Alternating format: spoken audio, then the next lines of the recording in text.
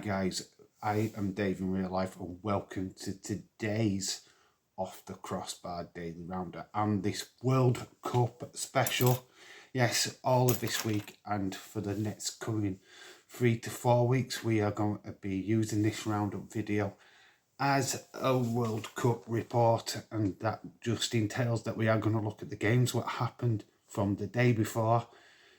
And of course, we're going to have a look at some funny moments, if there is any to report. Obviously, we're going to have a bit of a laugh with this one, I think. And that's included in this video today. Yes, obviously, we had the opening ceremony. I do want to state that this is regularly being confirmed as one of the most controversial World Cups in modern history. Basically, a lot of things have been said about how Qatar got the rights for this World Cup. And yes, money does talk. And obviously there's a lot of stuff about how they treat the LGBT plus community over in that country and the migrant workers. Obviously, we're not here to talk about politics. We're totally here to talk about football. But I wouldn't be a YouTuber or a normal person if I didn't address the obvious elephant in the room.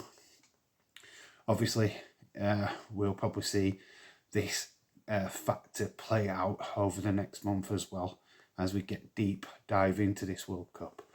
But for now, we are going to talk about football and football only, and we'll leave the politicians and FIFA and all of that to sort the rest of it out. But yeah, without further ado, we're going to have a look at this opening ceremony, and it was a spectacle. Not that BBC decided that they wanted to show it, because they did literally turn their backs on it. But if you had YouTube, you could watch the ceremony as it happened live. Yes, they invited all the mascots from the previous World Cups. They were big inflatable mascots for just like a Macy's parade. Also, they revealed the mascot for this year's World Cup, Casper the Friendly Sheik, is the only way I can describe what I saw. Casper the Friendly Sheik. Yes, I don't know why they thought that this would be a good idea. It looks horrible. It looks like a bloody ghost with a headband. Yeah, not the greatest of ideas, I've got to admit. But I suppose it's supposed to show them as a bit of a friendly nation. And I'm sure the Casper is an inspiration towards this idea. But yeah, I'm not sure if I like this. And also to prove that Qatar has, yes, they have lots of money. And they showed it with this, as they invited God. God hosted the World Cup opening ceremony. I am only joking, but he did play God in Bruce Almighty, and that was Morgan Freeman.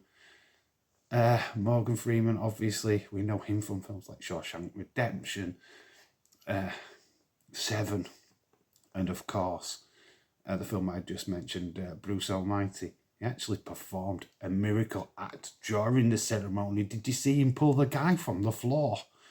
Only problem is, he forgot his legs. He literally forgot his legs.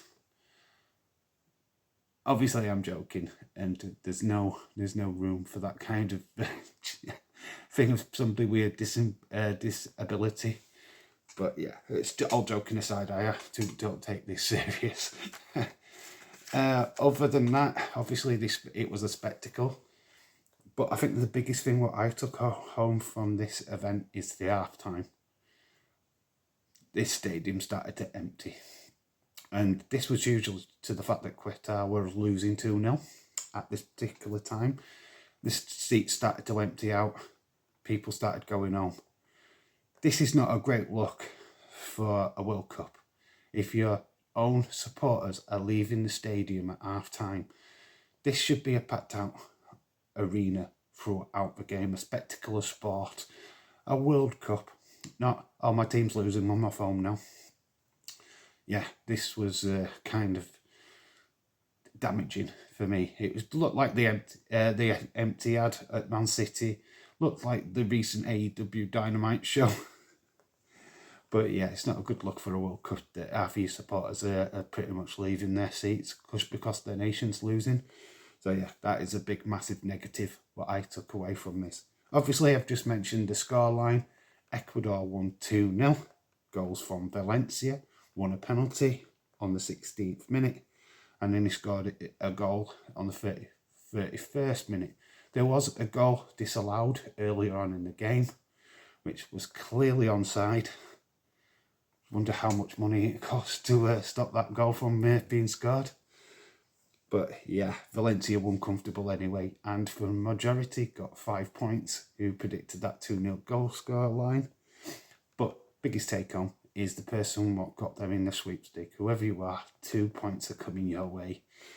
Man of the match was Valencia. A fantastic way to start the tournament. And Qatar now are the first host nations to lose their opening game in a World Cup finals. The first.